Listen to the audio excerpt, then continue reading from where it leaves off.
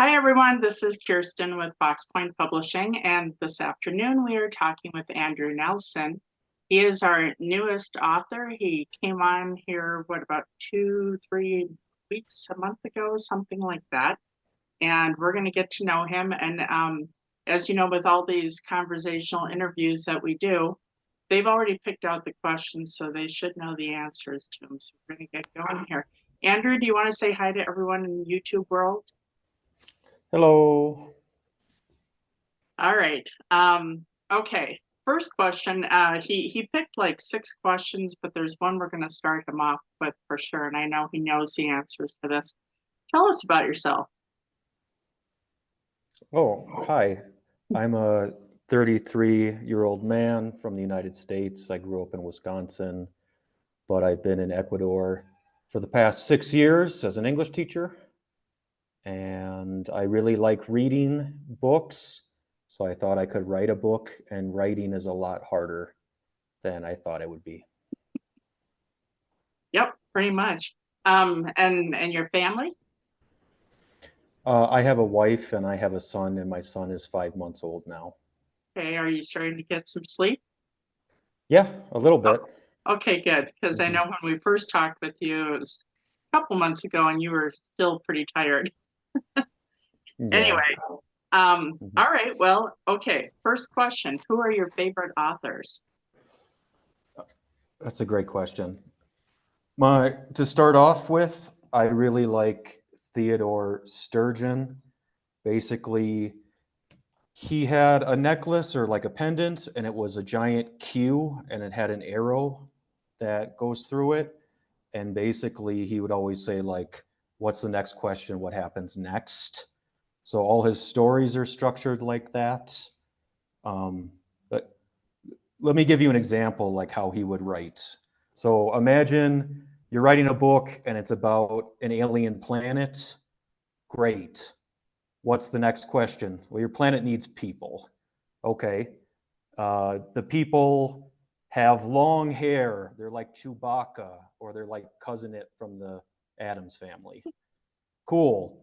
Next question. What do these people eat? Well, they're covered in hair, so they probably don't eat jelly donuts or powdered donuts. They probably don't cook food, because if you're covered in hair, you don't like open fires. Maybe because they're covered in hair, it's a very cold planet, right? And then you say, okay, so they live on a cold planet. What happens next? So you have to think about like marriage. What happens when these people get married? Maybe they braid their hair, maybe they put bows in their hair. That's like part of their culture. Okay. What kind of people do they not like? They they might hate hairless people, or punishment might be the government cuts your hair and you're only allowed back into the village when your hair grows back or something. And you just say, like, what's the next question, what's the next thing, and then you just keep going and going, and then you have a story. So he wrote a ton of short stories, and they all make sense, and they're just well organized, because something ridiculous happens, but then something else happens, but it makes sense based on the story. And I think he is one of America's greatest writers, and we're lucky that he wrote science fiction. So that's Theodore Sturgeon. The next one is Roger Zelensky. And basically, he wrote a story about a werebot. It's like a robotic vampire. Hmm? And that's the whole story. Humanity is dead, and there's a robot with a corrupted battery, and it absorbs the battery from other robots. It's a robot vampire. It's a great story. It's very simple, but it's well done, and all his stories are like that. So he was also an American writer from Ohio. Next one, The Best of Keith Laumer. This guy was a pilot, so all of his books have gizmos and gadgets and airplanes, because that's like what he actually knew. That's what he could write about. And his books are fantastic, and they involve androids and robots and things like that. And this book is from like the 70s, and it's still really good today. I would like to say that you should read books by people who don't look like you or don't, come from the same background as you. So I have Octavia Butler, and she's a very different person than I am. And this book is fantastic because it's about 2020, but she wrote this book 50 years ago. And it's incredible what she got right in her book about culture and politics and everything. I speak Spanish. I read books in Spanish. So this is Isabel Allende, Maya's Notebook, El Cuaderno de Maya. And Isabel Allende is like the greatest writer from Chile. And I love her stuff. And it's a breath of fresh air reading her stuff because it's very different from all the other authors I mentioned. And then finally, because it's October, I've been reading a lot of Edgar Allan Poe, and he has a lot of great short stories that are really well done, and I really like the content of his stories. So those are the authors I like the most. It just kind of depends on the year, but I try to read a diverse range of authors. I try not to read, I get popular authors. I try to find the ones that aren't as popular because there's a lot of great stories. Mm-hmm. Get away from the Hollywood mix, of the recipe of books being written and such. And that second one you mentioned there, talk about a literal energy vampire being soaking up all the battery of batteries of other robots. It's pretty funny. Okay. What inspires you to get out of bed each day besides your little one looking to get up? I don't know. My alarm clock gets me out of bed. I wake up at 5 in the morning every day. I have to work at 7 and I have a long commute.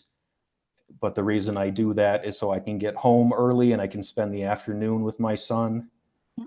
At the end of the day, it's just me versus myself.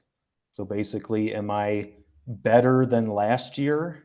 More or less. So every year I try to do something new. I learned how to ride a motorcycle one year. That was my big thing. I ran a marathon a different year. That was a big thing. I got married a different year. So I get out of bed to do things. And some days I don't do anything. Other days I get a lot done. So I just wake up and it's me versus my past self. And I'm just trying to be, 2% better, I guess. Okay. Oh, cool. Yeah. All right.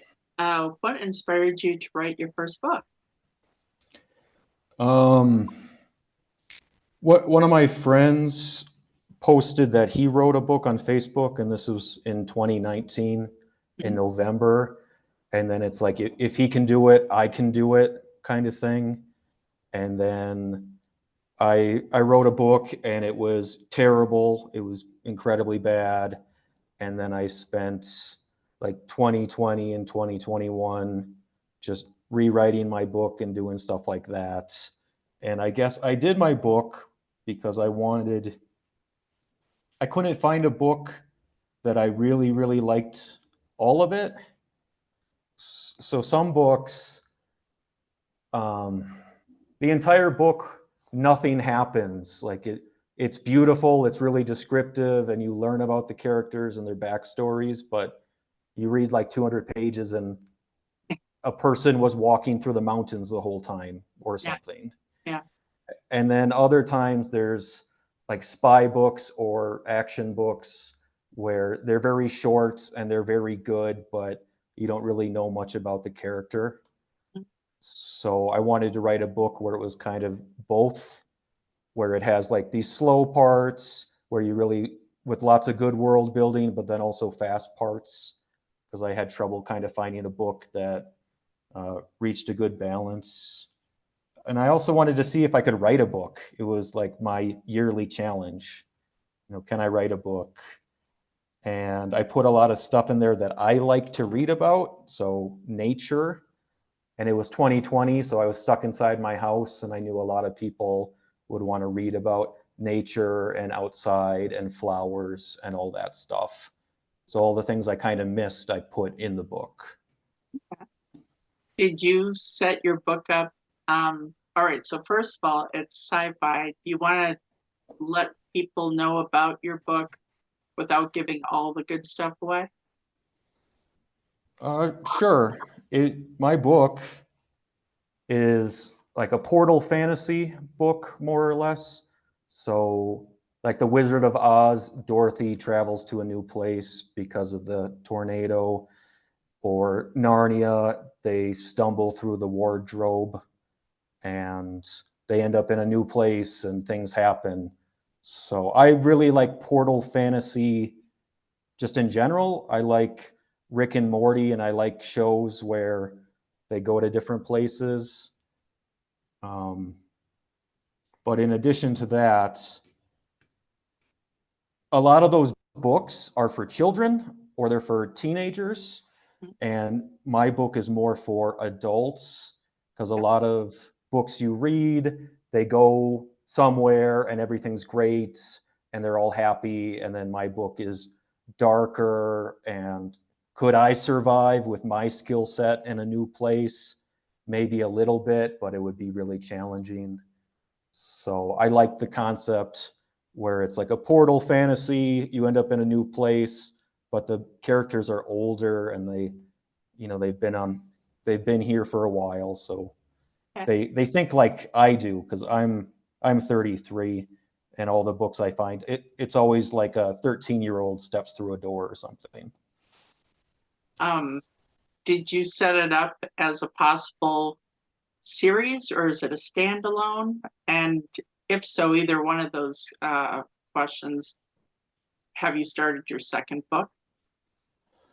For the moment, this is a standalone, but it could easily be a trilogy if I wanted it to, depending on feedback I receive on the book after edits and everything.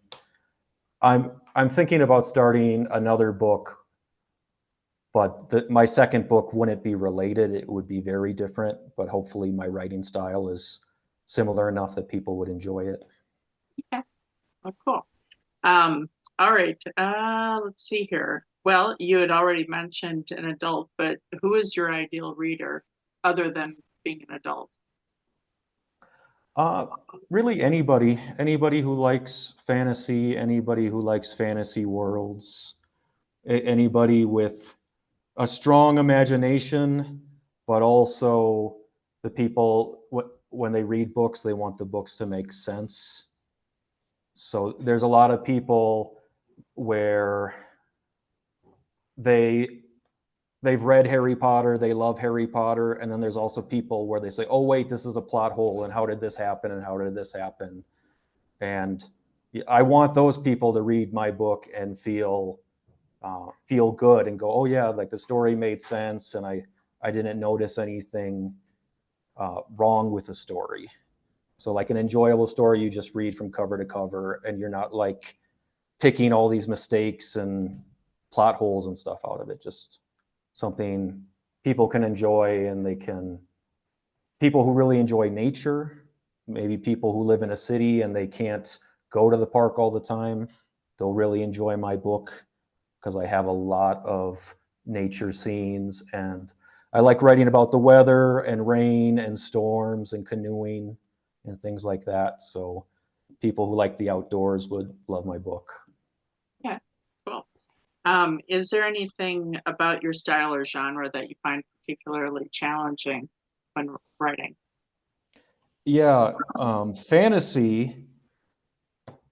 There's this expectation that fantasy books need to be really long, like 100,000 words. Mhm. And that's really challenging for me, because I like my writing to be like precise and succinct. And I hit 60,000 words. And then I went, okay, 60, well, maybe I can try 80,000. And then I wrote 80,000, but then I deleted 20,000, Mhm. right? So people like Sanderson, who, you know, he can write books that are like 400, 500 pages. Mhm. That's incredible. Good for him. I can't do that.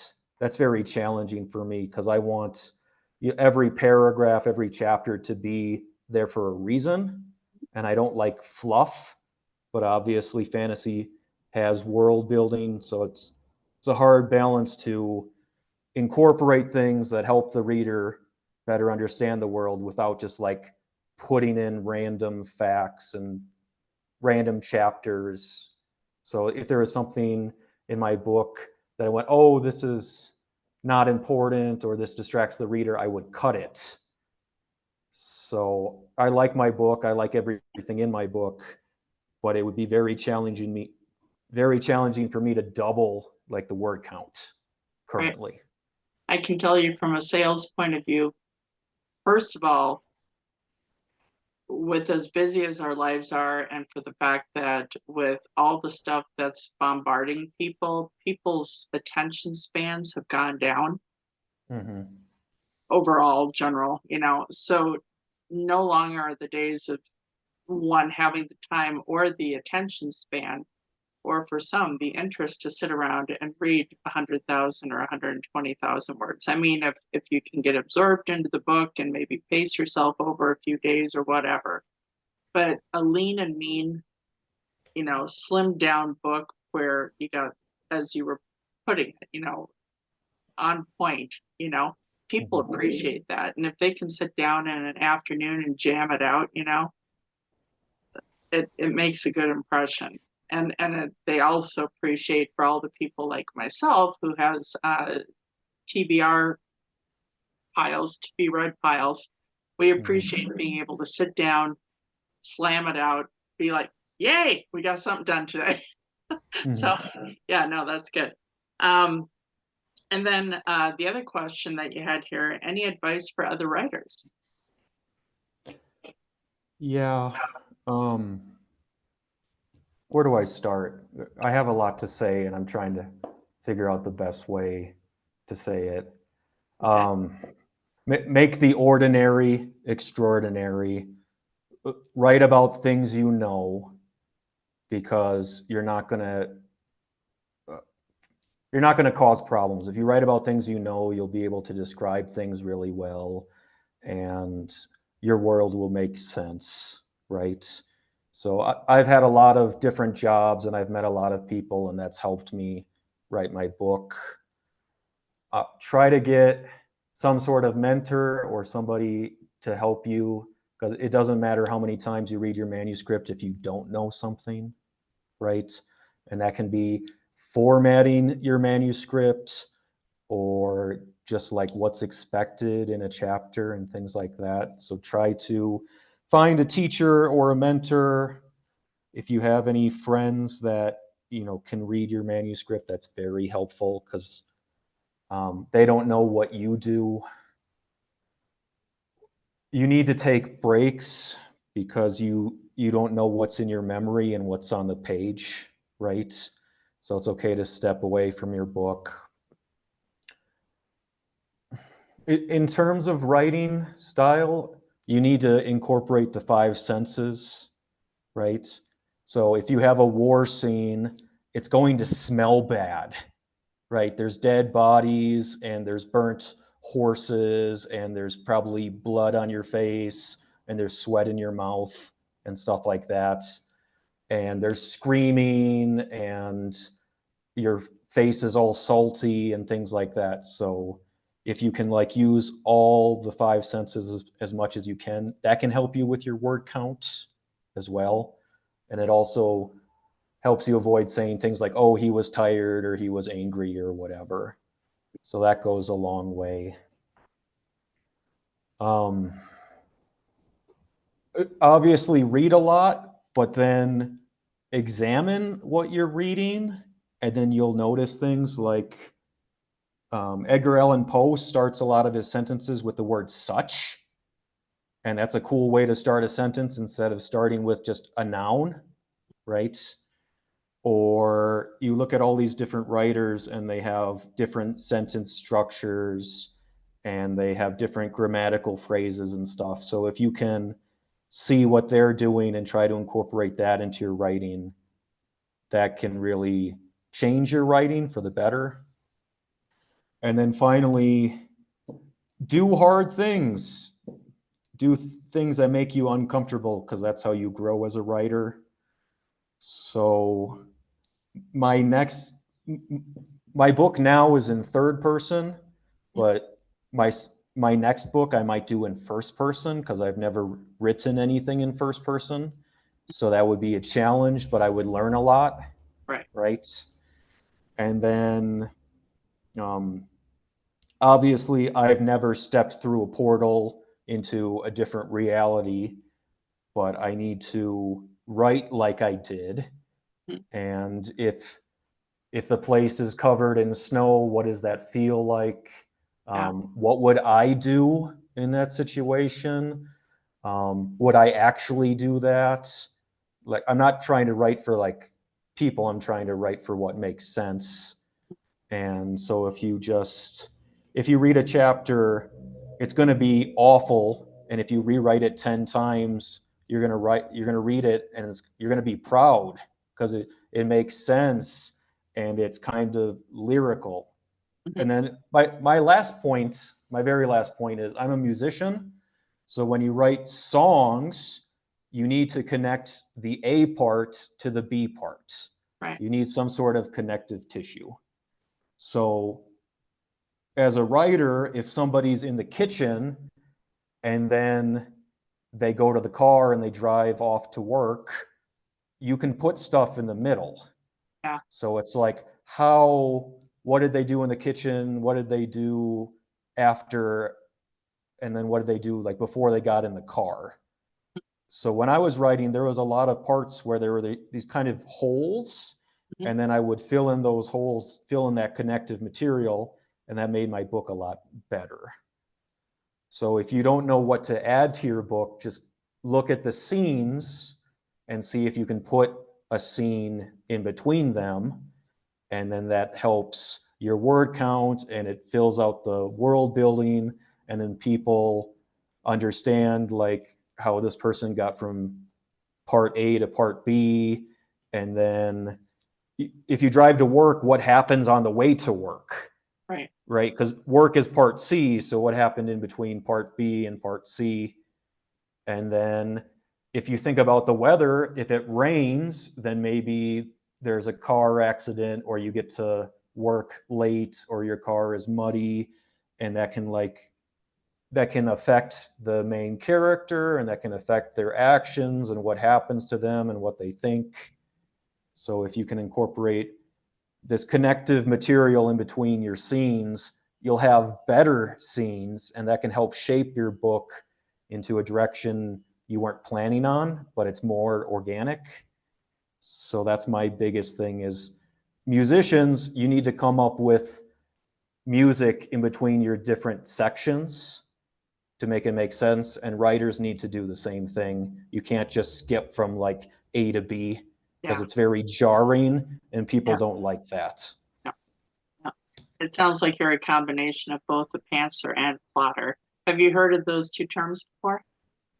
Not really. Can you tell me what they mean? Yeah, a plotter you basically know the rough backbone spine of your story, point A, mm-hmm. point B, point C. Then pantser is you're writing by the seat of your pants. So kind of filling in those, what happened at work and what happened between leaving the kitchen and getting in the car and all that kind of thing. So it sounds like pantser and plotter. And it sounds like mm-hmm. you kind of go with both. But I like your ideas of using the 5 senses. That's awesome. Mm-hmm. And you're right. That really does fill things out. And I like the idea of asking the question, okay, and then what? And then what? I like that. That's a good idea. Do you think, well, you're welcome. Do you think, will you always stick with sci-fi, or will you do other types of genres? That's a good question. I like sci-fi. I like fantasy. Those are the genres I feel the most comfortable with. I think I would have a lot of fun doing some sort of detective story or some sort of action story because you have to put a lot of, it has to be very quick. You have to put just the right amount of details, and that's the stuff I like to read. Yeah.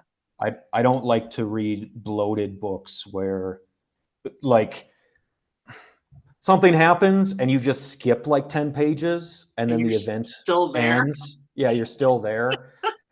Yep.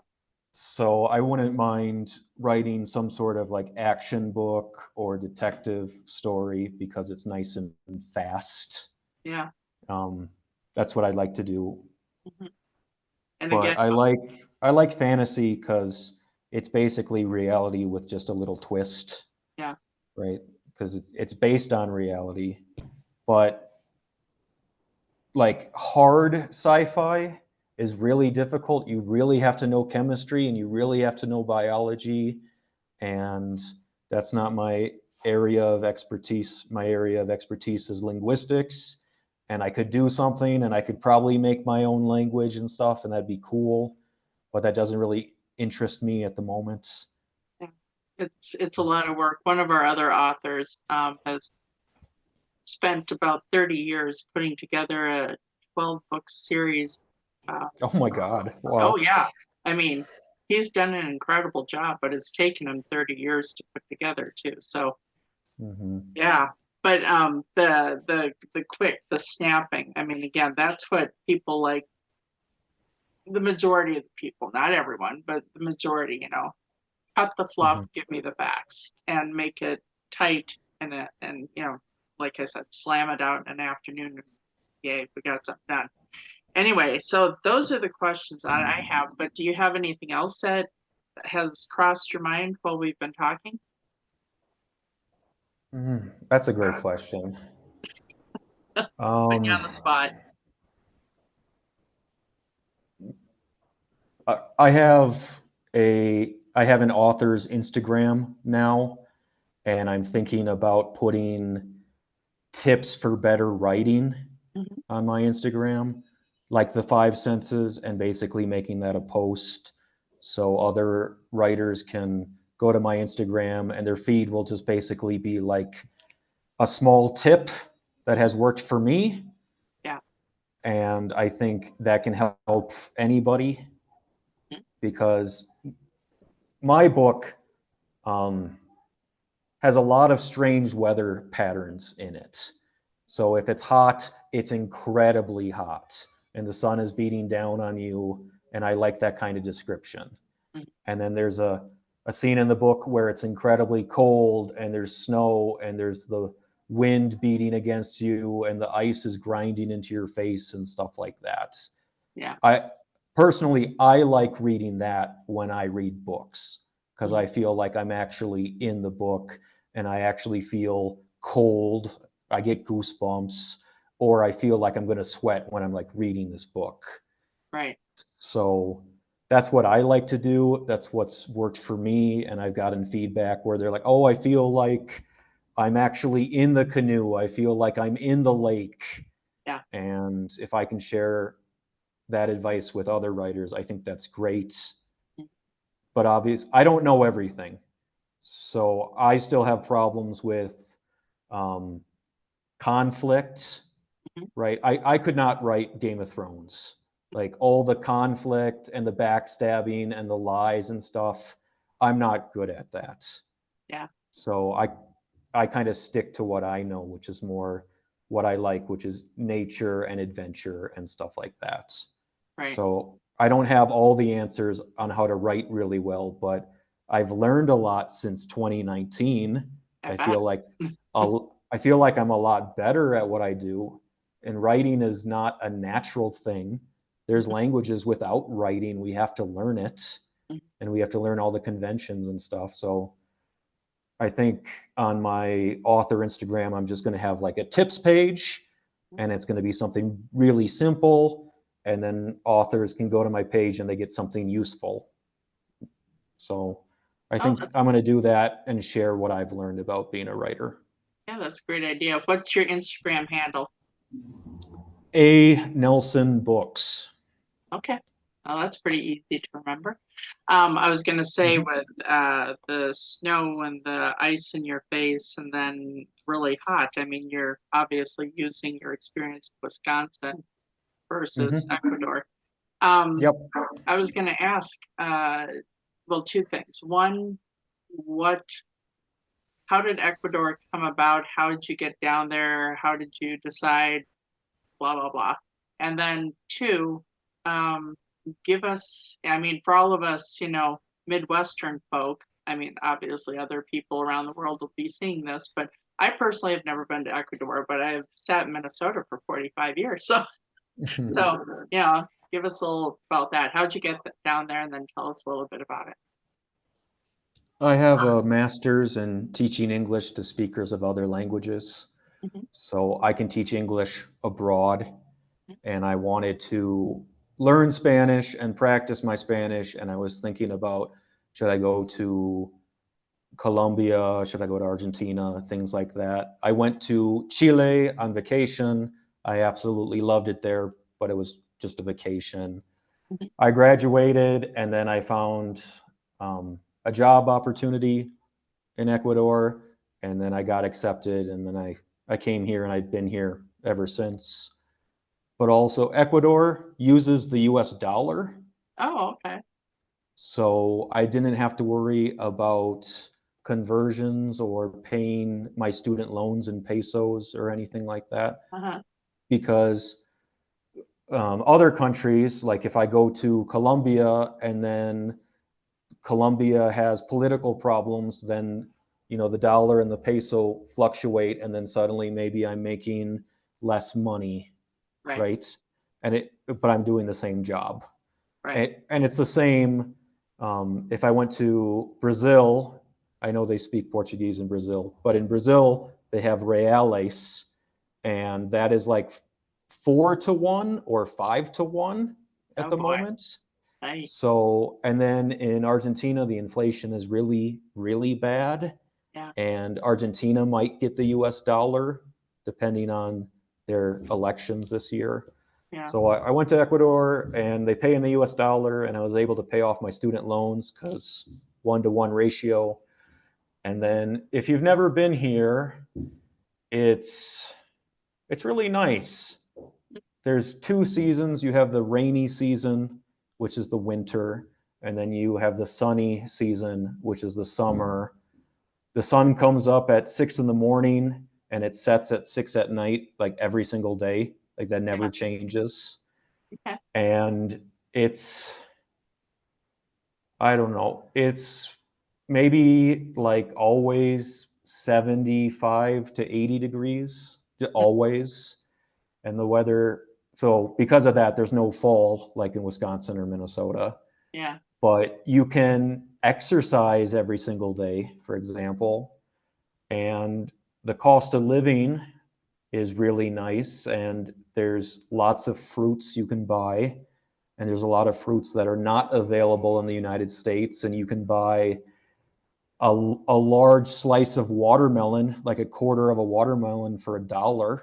Wow. What's the price of watermelon where you live? You can eight get a dollars, $10. yeah, you can get like a little plastic tub. Like when I go into Walmart or wherever, just I'm on the road and I think, oh, watermelon would be fun, or grapes or cantaloupe or whatever. A little Hmm. tub is about $6.99. Okay. Oh, That's not just a even, little plastic yeah, container. it's Okay. not even a quarter of a watermelon. I mean, they're Hmm. really scalping us. It's like, Yeah. never mind, I'll buy the Snickers bar. I mean, and that's what it's Hmm. actually, I've noticed it's gotten to.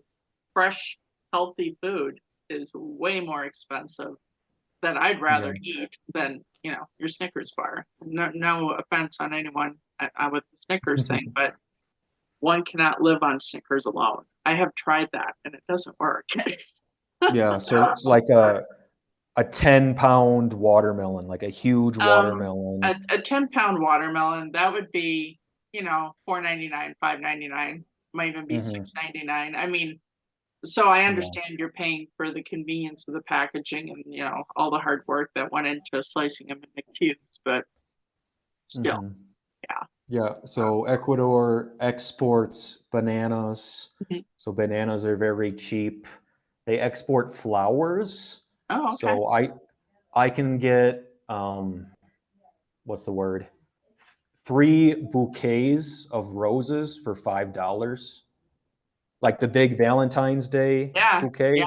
You really can't do that And here. yeah, so like at the grocery store, they have flowers, and I buy a big thing of flowers for $2 and it's on my table. Okay. So there's lots of fresh and fruits and vegetables, and I can get um, what what's the word I'm looking for? Avocado. I can get avocado almost every single day, and I Mhm. can get shrimp. And so like the quality of food here is very good, and it's a nice place to live. I have to use sunblock every day because I'm very high up. Yeah. So in the United States, you have like Denver, Colorado, Mhm. and I'm a lot higher than Denver. Okay. So when you come to Ecuador, you might feel sick for maybe 2 days, Yeah. and that's because of the altitude. Right. So when I bake cookies, I have to change like my cookie recipe and stuff a little bit. Yeah. But the people are nice, and if you speak a little bit of Spanish, they're happy and they're surprised that you speak Spanish. Mhm. And there's taxis everywhere, and there's good public transportation. Okay. You don't need a car to go places. Obviously, having a car is a benefit, Yeah. but if you're a tourist, you can get bus tickets for a couple dollars, and it's it's been a good experience. No, that So, sounds but delightful. also Ecuador has the Galapagos Islands, Mhm. so you can go to Quito, and then you can fly from Quito to the Galapagos Islands, and you can see um, everything. Yeah. You can see all the wildlife and flora and fauna and sharks and the Galapagos tortoise and stuff like that. So Yeah, that sounds it's a nice wonderful. place because it has the Galapagos Islands, and then it has the coast, and then it has the highlands Mhm. where you have the mountains in the middle, and then you have the Amazon. Okay. So there's 4 different regions, and there's a lot of things you can do in those different regions. Oh, that's awesome. That sounds wonderful. Yeah, in Minnesota, we eat cream of mushroom soup. No, I'm Yeah. kidding. I'm kidding. I'm taking that from the Ole and Lena and Garrison Keeler, and we all stare at our shoes, and we're all above average. So, Yeah, Garrison Keeler also has a bunch of books. So if you go to your local library and support your local library, you can find a lot of his books there, and they're pretty funny. And yeah, they're also really well written. yeah, yeah. So, Yes. because I grew Anyway, up listening to NPR and stuff on the highway, and it was good. yeah, out in Lake Mhm. Wobegon. Yeah. Yeah. All right. Well, that's what I've got, and you threw out some things we've learned about Ecuador. Mhm. Basically, for everyone out there, if you want to learn more about Andrew and his upcoming book, which I can't say when the release date is yet because I am not the last to know. It's just this guy gets through editing and designing, and then there's a release date and whatever. So put it this way, I know it won't be in 2023. Um, but you can check us out at Fox Point Publishing. That's FOXPOINTE publishing.com. And like I said, the E is only there because we're fancy. And click on professionals, scroll down to about where the ends would be. I think he's in about the third row, and click on Andrew's picture, and you'll go over to his website or his webpage. And yeah, that's about all I have. And I'll say bye to everyone in YouTube land and Facebook world and wherever else this happens to go. I know it'll be on LinkedIn and Instagram and Twitter and or X or whatever it's called these days. I have no idea. I can still log in, so how much I know. Anyway, all right. Well, you guys have a lovely day, and we will see you later. Bye. Yeah. Thank you so much. Bye.